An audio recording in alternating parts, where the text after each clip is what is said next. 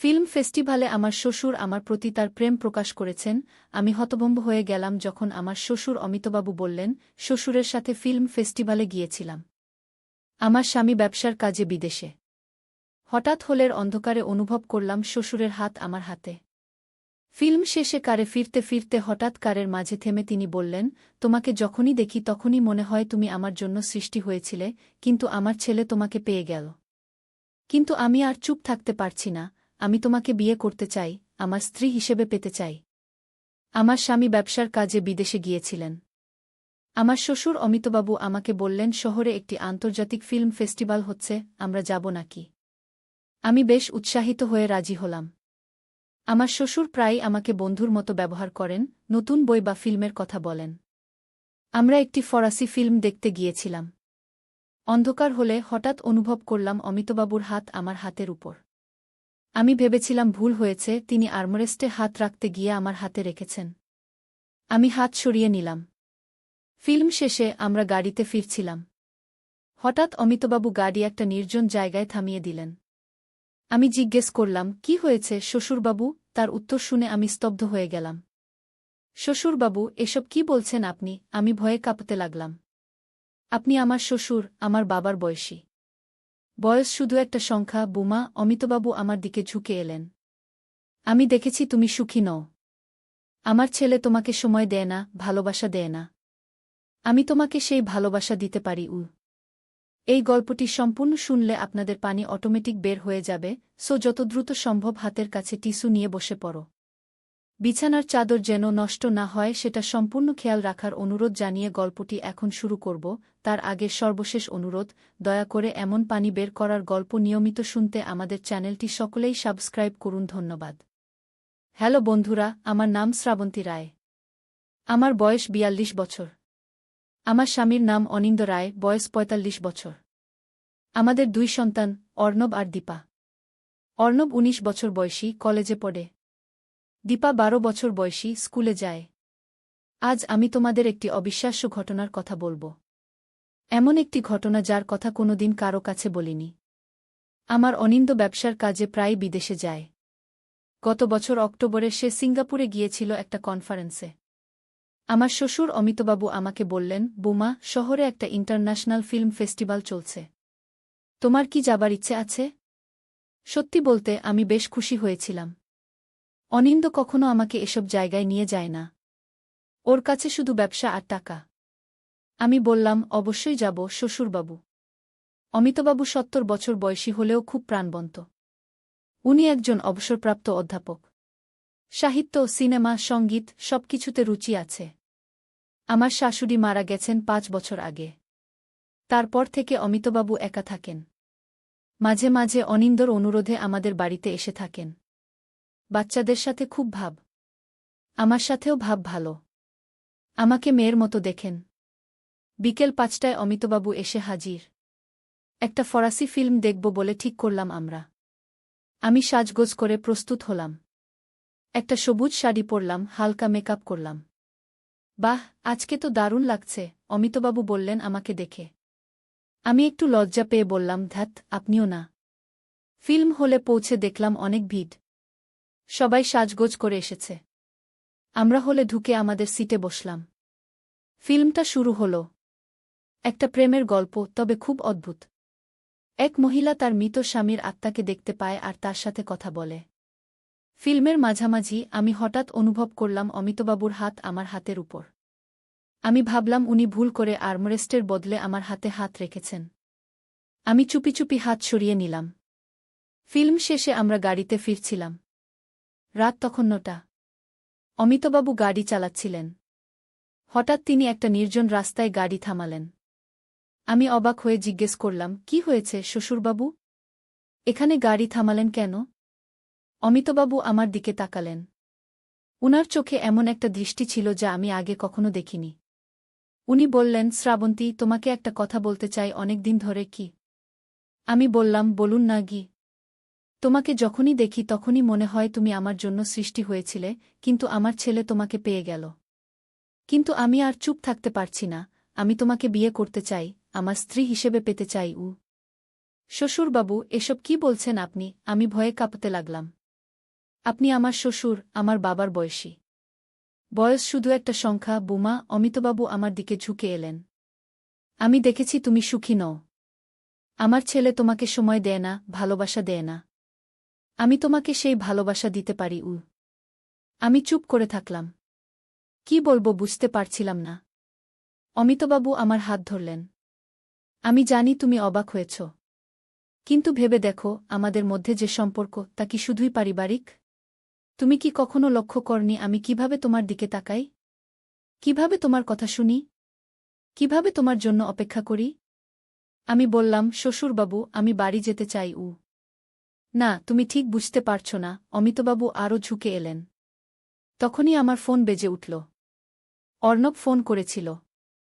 মা, তোমরা কোথায়? দীপার জ্বর হয়েছে গু। আমরা আসছি বলে ফোন রাখলাম। দীপার জ্বর, আমাদের যেতে হবে গু। অমিতবাবু গাড়ি স্টার্ট দিলেন। উনার চোখে হতাশা। আমরা বাড়িতে ফিরলাম। দীপার জ্বর দেখলাম, ওষুধ দিলাম। অমিতবাবু নিজের ঘরে চলে গেলেন। রাতে ঘুম আসছিল না আমার। এ কেমন পরিস্থিতি? শ্বশুর আমাকে। আমি ভাবতেও পারছিলাম না। সারারাত ছটফট করে কাটালাম। পরের দিন সকালে অমিতবাবু নাস্তা খেতে এলেন। স্বাভাবিকভাবে কথা বললেন, যেন কিছুই হয়নি। আমি অবাক হলাম। দীপা কেমন আছে উনি জিজ্ঞেস করলেন। ভালো। জ্বর কমেছে, আমি সংক্ষেপে উত্তর দিলাম। আচ্ছা বুমা, গতরাতের কথা আসলে আমি অমিতবাবু বলতে শুরু করলেন। আমি বাধা দিয়ে বললাম, আমি বাচ্চাদের স্কুলে পাঠাতে যাচ্ছি। অনিন্দ 3 দিন পর ফিরবে। তার আগে অমিতবাবুকে বাড়ি থেকে যেতে হবে, আমি মনে মনে ঠিক করলাম। বিকেলে অফিস থেকে ফিরে দেখি অমিতবাবু একটা সুটকেস নিয়ে দরজার কাছে দাঁড়িয়ে। যাচ্ছেন? আমি জিজ্ঞেস করলাম। হ্যাঁ, আমার এক বন্ধু অসুস্থ। তার কাছে যাচ্ছি কয়েকদিন থাকতে, উনি বললেন। আমি নিশ্চিন্ত হলাম। শ্রাবন্তী, গতকালের জন্য দুঃখিত। আমি জানি না কি হয়েছিল আমার। একটু বেশি মদ খেয়ে ফেলেছিলাম বোধহয়। তুমি আমার ছেলের বউ, আমার মেয়ের মতো। আমি ওসব কথা বলেছি বলে দুঃখিত। আমি বললাম, কোনো সমস্যা নেই। আমরা সবাই ভুল করি কি। অমিতবাবু চলে গেলেন। আমি হাফ ছেড়ে বাঁচলাম। কিন্তু গতকালের ঘটনা আমার মন থেকে যাচ্ছিল না। অমিতবাবু কতটা সিরিয়াস ছিলেন? নাকি সত্যিই মদের নেশায় বলেছিলেন সব? 2 দিন পর অনিন্দ ফিরে এলো। আমি তাকে কিছু বলিনি। কি বলবো? সে বিশ্বাস করবে? হয়তো ভাববে আমি অমিতবাবুকে উস্কে দিয়েছি। একদিন রাতে অনিন্দকে দেখলাম অনেক গভীর চিন্তায় ডুবে আছে। কি ভাবছ? আমি জিজ্ঞেস করলাম। কিছু না, বলল সে। পরের দিন দেখলাম অনিন্দ অমিতবাবুর ঘরে ঢুকল। খুব গোপনে ফোনে কথা বলছিল। আমি দরজার বাইরে দাঁড়িয়ে শুনলাম। বাবা, তোমার ওষুধ খাওয়া হয়েছে? ডাক্তার কি বললেন? ও আচ্ছা, হ্যাঁ, আমি জানি তুমি বাড়ি ফিরতে চাও। বেশ, কালই আসব তোমাকে নিতে। বাড়ি ফিরতে চাও? অমিতবাবু তো বন্ধুর বাড়ি গেছেন। তাহলে কোথায় আছেন তিনি? অনিন্দ আমাকে কিছু বলল না। পরের দিন সকালে অনিন্দ বলল, আমি আজ বাবাকে আনতে যাচ্ছি। কোথায় থেকে? আমি জিজ্ঞেস করলাম। হাসপাতাল থেকে, অনিন্দ বলল। হাসপাতাল থেকে? তিনি তো বন্ধুর বাড়ি গেছেন। না, বাবা হাসপাতালে ভর্তি ছিলেন। তার মাথাব্যথা খুব বেড়ে গিয়েছিল। তোমার বাবা আমাকে বলেছিলেন তিনি বন্ধুর বাড়ি যাচ্ছেন। আমি বললাম। বাবা আজকাল বিভ্রান্ত হয়ে যান, অনিন্দ বলল। আমি তোমাকে বলিনি, কিন্তু তার আলঝেইমার্স হচ্ছে। প্রথম স্টেজে আছে এখনো। কখনো কখনো খুব কনফিউজড হয়ে যান উনি। তুমি জানো না পিতাপুত্রের সম্পর্ক কী রকম হয়। আমি তোমাকে চিন্তায় ফেলতে চাইনি। আমি অবাক হয়ে গেলাম। আলঝেইমার্স? কবে থেকে? গত বছর থেকে। আমরা জানতাম না। মাঝে মাঝে উনি অদ্ভুত আচরণ করতেন, কিন্তু আমরা ভাবতাম বয়সের কারণে। তারপর কয়েক মাস আগে ডাক্তার বললেন। আমার মাথায় খুলে গেল সব। অমিতবাবুর অদ্ভুত আচরণ, ফিল্ম হলে আমার হাত ধরা, সেই ডিক্লারেশন, সবই আলঝেইমার্সের লক্ষণ। উনি জানতেনই না উনি কি বলছেন। কিন্তু তুমি আমাকে আগে বলনি কেন? আমি জিজ্ঞেস করলাম। আমি লজ্জা পেয়েছিলাম, অনিন্দ বলল। বাবার এই অবস্থা, আর আমি কিছুই করতে পারছি না। ডাক্তার বলেছেন গতকাল উনার একটা ব্রেইন স্ক্যান করেছেন। আজ আমরা রিপোর্ট পাব গো। আমার বুক ভেঙে গেল। অমিতবাবু কত সুন্দর একজন মানুষ, এত বিদ্বান, এত ভদ্র। আর এখন অনিন্দ চলে গেল অমিতবাবুকে আনতে। আমি হাউ হাউ করে কাঁদলাম। আমি যে কি ভেবেছিলাম। অমিতবাবু তো অসুস্থ, তিনি জানেন না কি বলছেন। আর আমি ভেবেছিলাম ধিক আমাকে। সন্ধ্যায় অনিন্দ অমিতবাবুকে নিয়ে ফিরল। অমিতবাবু আমাকে দেখে হাসলেন। তিনি কিছুই মনে নেই বোঝা যাচ্ছিল। বুমা, কেমন আছো? তিনি জিজ্ঞেস করলেন। ভালো আছি, আমি বললাম চোখে জল নিয়ে। পরের দিন অনিন্দ ডাক্তারের সাথে দেখা করতে গেল। ফিরে এসে দেখলাম তার চেহারা বদলে গেছে। কি হয়েছে? আমি জিজ্ঞেস করলাম। বাবার মাথায় একটা টিউমার আছে। ক্যান্সার, ফাইনাল স্টেজে গু। আমি হতবাক হয়ে গেলাম। কি? এতদিন ধরে ডাক্তাররা বলেনি? তারা জানত না। বাবার লক্ষণগুলো আলঝেইমার্সের মতোই ছিল। ব্রেইন স্ক্যানে টিউমার ধরা পড়েছে গু। আমি কাঁদতে লাগলাম। এখন কি হবে? ডাক্তার বলেছেন তার আর বেশি দিন নেই। অনিন্দ বলল চোখে জল নিয়ে। 6 মাস হয়তো। আমরা দুজনেই কাঁদতে লাগলাম। অমিতবাবু বাগানে বসেছিলেন, চা খাচ্ছিলেন। দেখে মনে হবে না তার কিছু হয়েছে। উনি জানেন? আমি জিজ্ঞেস করলাম। হ্যাঁ, আমি বলেছি।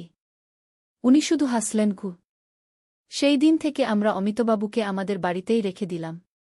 অনিন্দ তার কাছে বেশি সময় দিতে চেষ্টা করত। আমিও, বাচ্চারাও। একদিন অমিতবাবু ফিল্ম ফেস্টিভ্যালের কথা জিজ্ঞেস করলেন। বুমা, আমরা কবে গিয়েছিলাম ফিল্ম ফেস্টিভ্যালে? আমি বললাম 1 মাস আগে শ্বশুরবাবু। আমি কি তোমাকে কিছু অদ্ভুত বলেছিলাম সেদিন? আমি অবাক হলাম। তিনি মনে রেখেছেন? না, এমন কিছু না, আমি বললাম। আমি ভালো করেই মনে আছে, তিনি বললেন। আমি তোমাকে বলেছিলাম আমি তোমাকে বিয়ে করতে চাই। আমি লজ্জা পেয়ে গেলাম। আপনি অসুস্থ ছিলেন গু? না, আমি জানি আমি কি বলেছিলাম। অমিতবাবু হাসলেন। বুমা, আমি তোমাকে ঠাট্টা করছিলাম। দেখতে চেয়েছিলাম তুমি কিভাবে রিয়্যাক্ট করো। ক্যান্সার আমার মাথাকে প্রভাবিত করেছে, ব্যবহারকে নয় গে। আমি কাঁদতে লাগলাম। এতদিন আমি কি ভেবে এসেছি। শ্রাবন্তী, আমার বেশি দিন নেই, অমিতবাবু ধীরে ধীরে বললেন। কিন্তু আমি আমার শেষ দিনগুলো আনন্দে কাটাতে চাই। তোমরা সবাই আছো আমার সাথে, এটাই আমার কাছে সবচেয়ে বড় সম্পদ। আমি বললাম, আপনি সুস্থ হয়ে উঠবেন, দেখবেন গু। এই বয়সে আর সুস্থ হব না, বুমা। তিনি হাসলেন। কিন্তু আমার একটা শেষ ইচ্ছে আছে গি। কি ইচ্ছে শ্বশুরবাবু? আমি আর একবার সিকিম যেতে চাই। ওখানে আমি আর তোমার শাশুড়ি হানিমুন করতে গিয়েছিলাম। আমি চাই তোমরা সবাই আমার সাথে যাও। আমি অনিন্দকে বললাম। সে রাজি হয়ে গেল। আমরাও চাইছিলাম একটা ফ্যামিলি ট্রিপে যেতে। বিশেষ করে অমিতবাবুর সাথে তার শেষ দিনগুলোতে। সিকিম যাবার সব ব্যবস্থা হয়ে গেল। আমরা 5 জন, অমিতবাবু, অনিন্দ, অর্ণব, দীপা আর আমি, সবাই মিলে সিকিম রওনা দিলাম। প্লেনে বসে অমিতবাবু শাশুড়ির সাথে হানিমুনের গল্প বলছিলেন। অমিতবাবুর চোখে আবার সেই জ্যোতি ফিরে এসেছে। তোমার শাশুড়ি যদি আজ থাকত, অমিতবাবু বললেন অনিন্দকে, সে খুব খুশি হতো। আমাদের পরিবার একসাথে মিলে বেড়াতে যাচ্ছে গি। সিকিমে পৌঁছে আমরা গ্যাংটক শহরে একটা ভালো হোটেলে উঠলাম। শীতকাল হলেও আবহাওয়া মোটামুটি ভালো ছিল। অমিতবাবু উত্তেজিত ছিলেন। প্রথম দিন আমরা হালকা ঘুরলাম। পরের দিন নাথুলা পাস যাবার ঠিক করলাম। দীপা খুব উত্তেজিত ছিল বরফ দেখবে বলে। সকালে ব্রেকফাস্ট করে আমরা বেরিয়ে পড়লাম। একটা জিপ ভাড়া করলাম। অমিতবাবু সামনের সিটে বসলেন, বাকিরা পেছনে। আমরা পাহাড়ি রাস্তা ধরে উপরে উঠতে লাগলাম। চারিদিকে সবুজ পাহাড়, ঝরনা, মেঘ, সবকিছু মিলিয়ে মনোরম পরিবেশ। 2 ঘন্টা ড্রাইভ করার পর আমরা একটা ছোট্ট দোকানের সামনে গাড়ি থামালাম চা-নাস্তা খাবার জন্য। সবাই নেমে দোকানে গেল। আমি অমিতবাবুকে সাহায্য করে নামাচ্ছিলাম, হঠাৎ দেখলাম উনার চোখ বড় বড় হয়ে গেছে। তিনি দূরে কিছু একটা দেখছেন। শ্বশুরবাবু, কি দেখছেন? আমি জিজ্ঞেস করলাম। ওটা ওটা তো অমিতবাবু কাঁপতে লাগলেন। আমি দেখলাম একজন মহিলা দোকানের সামনে দাঁড়িয়ে আছেন। শার্টের কোঠায় হবেন, ঢাকা শাড়ি পরা, চোখে সানগ্লাস। পাশে একটা ছোট্ট মেয়ে, 8-9 বছর বয়স হবে। অসম্ভব, অসম্ভব। অমিতবাবু বিটবিট করে বলতে লাগলেন। আমি বুঝতে পারছিলাম না কি হয়েছে। চলুন চা খেতে যাই। আপনি ঠিক আছেন তো? ওটা তো সুপর্ণা। অমিতবাবু আমার হাত চেপে ধরলেন। সুপর্ণা? কে সুপর্ণা? তোমার শাশুড়ি। তোমার শাশুড়ি সুপর্ণা? আমি অবাক হয়ে গেলাম। শ্বশুরবাবু, আপনি কি বলছেন? আমার শাশুড়ি তো 5 বছর আগে মারা গেছেন। আমি জানি না কি হয়েছে, কিন্তু ওটা সুপর্ণা। আমি চিনি তাকে গু। আমি ভয় পেয়ে গেলাম। অমিতবাবুর মাথায় টিউমার আছে। হয়তো সেটা আবার প্রভাব ফেলতে শুরু করেছে। হয়তো তিনি কনফিউজ হয়ে গেছেন। চলুন চা খেয়ে আসি। আমি অমিতবাবুকে সাথে নিয়ে দোকানে গেলাম। যেতে যেতে লক্ষ্য করলাম সেই মহিলাটি আমাদেরকে দেখে চমকে উঠলেন। তারপর দ্রুত সেখান থেকে সরে গেলেন মেয়েটাকে টেনে নিয়ে। দোকানে বসে অমিতবাবু অস্থির হয়ে উঠলেন। আমি বাইরে যাচ্ছি বললেন উনি। কোথায় যাবেন? অনিন্দ জিজ্ঞেস করল। আমি সেই মহিলাটাকে খুঁজব। অমিতবাবু উঠে দাঁড়ালেন। কোন মহিলা? অনিন্দ অবাক হয়ে জিজ্ঞেস করল। অমিতবাবু কিছু না বলে বাইরে চলে গেলেন। আমি অনিন্দকে জানালাম অমিতবাবু কি বলেছেন। অনিন্দ দুঃখিত হয়ে বলল, বাবার মাথায় টিউমার আছে। উনি হয়তো কনফিউজ হয়ে গেছেন গু। আমরা দ্রুত চা শেষ করে বাইরে গেলাম। অমিতবাবুকে খুঁজতে লাগলাম। দেখলাম তিনি সামনের রাস্তা ধরে হাঁটছেন। আমরা তার পেছনে গেলাম। একটা ছোট্ট বাড়ির সামনে অমিতবাবু থামলেন। সেখানে সেই মহিলাটি দাঁড়িয়ে আছেন, আর তার পাশে সেই মেয়েটি। সুপর্ণা! অমিতবাবু চিৎকার করে ডাকলেন। মহিলাটি ঘুরে তাকালেন। তারপর দ্রুত ঘরের ভেতরে চলে গেলেন। আমার কথা ঠিক, বৌমা, অমিতবাবু আমাকে বললেন। ওটা তোমার শাশুড়ি। ও জীবিত। আমরা ভয় পেয়ে গেলাম। অমিতবাবুর অবস্থা দেখে মনে হলো তার হয়তো হার্ট অ্যাটাক হবে। শ্বশুরবাবু, চলুন হোটেলে ফিরে যাই, আমি বললাম। আপনি ভুল দেখছেন। ডাক্তার বলেছেন আপনার টিউমারের কারণে এরকম হতে পারে গি। না, আমি ভুল দেখছি না, অমিতবাবু জোর দিয়ে বললেন। আমি সুপর্ণাকে চিনি। আমি তার স্বামী গু। আমরা অমিতবাবুকে জোর করে ফিরিয়ে আনলাম। তিনি সারাদিন ধরে অস্থির হয়ে রইলেন। আমরা নাথুলা পাস যাওয়ার প্ল্যান বাতিল করলাম। রাতে ডিনারের সময় অমিতবাবু খেলেন না। আমরা সবাই চিন্তিত হয়ে গেলাম। পরের দিন সকালে উঠে দেখি অমিতবাবু নেই। উনার ঘর খালি। বিছানা অগোছালো, মানে রাতে শুয়েছিলেন। কিন্তু এখন কোথায় তিনি? আমরা খুঁজতে লাগলাম। হোটেলের কর্মচারীরা বলল সকাল 6টায় তাকে হোটেল থেকে বেরিয়ে যেতে দেখেছে। কোথায় যেতে পারেন তিনি? আমি আর অনিন্দ সিদ্ধান্ত নিলাম যে আমরা সেই বাড়িতে যাব যেখানে গতকাল সেই মহিলাটিকে দেখেছিলাম। বাড়িটা খুঁজে পেতে বেশ সময় লাগল। কিন্তু আমরা শেষে খুঁজে পেলাম। একটা ছোট্ট বাড়ি, লাল রঙের ছাদ, সামনে ছোট্ট বাগান। দরজায় নক করলাম। কেউ খুলল না। আবার নক করলাম। তখন একজন ভদ্রলোক দরজা খুললেন। 40-এর কোঠায় হবেন। আপনারা কে? তিনি জিজ্ঞেস করলেন। আমরা অমিত দাসের পরিবার, অনিন্দ বলল। আমার বাবা এখানে এসেছেন কি? অমিত? না, এখানে কেউ আসেনি। আপনারা কারো সন্ধান করছেন? আমার বাবা বয়স্ক। তার মাথায় টিউমার আছে। তিনি এদিকে এসেছেন গু। আমি দুঃখিত, কিন্তু আমি কাউকে দেখিনি গিয়ে। আচ্ছা, এখানে একজন মহিলা থাকেন, নাম সুপর্ণা। আর একটা ছোট্ট মেয়ে গি। আমি জিজ্ঞেস করলাম। ভদ্রলোক কিছুক্ষণ চুপ করে থাকলেন। আপনারা কে? কেন খুঁজছেন তাদের? আমাদের পারিবারিক ব্যাপার, অনিন্দ বলল। তারা আমাদের আত্মীয় গু। ভদ্রলোক আরও গম্ভীর হয়ে গেলেন। এখানে ওই নামে কেউ থাকে না। আপনারা ভুল ঠিকানায় এসেছেন গু। তখনই আমরা একটা শিশুর কণ্ঠস্বর শুনলাম ভেতর থেকে। বাবা, দাদু এসেছেন? ভদ্রলোক একটু ঘাবড়ে গেলেন। উষ্মা, ভেতরে যাও, তিনি চিৎকার করে বললেন। আমরা বুঝতে পারলাম কিছু একটা ঠিক নেই। আমরা শুধু আমার শ্বশুরকে খুঁজছি, আমি বললাম। আমি বললাম তো এখানে কেউ আসেনি, ভদ্রলোক বললেন। এবার দয়া করে চলে যান। তিনি দরজা বন্ধ করতে যাচ্ছিলেন, তখনই দেখলাম কাল যে মহিলাকে দেখেছিলাম তিনি পেছনে দাঁড়িয়ে আছেন। আমাদের চোখাচোখি হল। শাশুড়িমা? আমি অবাক হয়ে জিজ্ঞেস করলাম। মহিলাটি কিছু বললেন না, কিন্তু তার চোখে আমি ভয় দেখতে পেলাম। অনিন্দ তার দিকে তাকিয়ে বলল, মা। ভদ্রলোক আমাদের ধাক্কা দিয়ে বাইরে বের করে দিলেন, দরজা বন্ধ করে দিলেন। আমরা দরজায় আঘাত করে চেঁচাতে লাগলাম, কিন্তু কেউ খুলল না। আমরা থানায় গিয়ে অমিতবাবুর খোঁজ দিলাম। পুলিশ অফিসাররা বলল তারা খোঁজ করবে। হোটেলে ফিরে আমরা কি করব বুঝতে পারছিলাম না। আমার শাশুড়ি যদি সত্যিই বেঁচে থাকেন, তাহলে এতদিন তিনি কোথায় ছিলেন? কেন তিনি ফিরে আসেননি? পরের দিন সকালে পুলিশ ফোন করল। তারা অমিতবাবুকে খুঁজে পেয়েছে, তিনি সেই বাড়িতেই আছেন। আমরা দ্রুত সেখানে গেলাম। বাড়িতে পৌঁছে দেখি পুলিশ দাঁড়িয়ে আছে। অমিতবাবু সোফায় বসে আছেন, পাশে সেই মহিলা। দুজনেই কাঁদছেন। বাবা, অনিন্দ ডাকল। এই মহিলা কে, মিস্টার দাস? একজন পুলিশ অফিসার জিজ্ঞেস করলেন।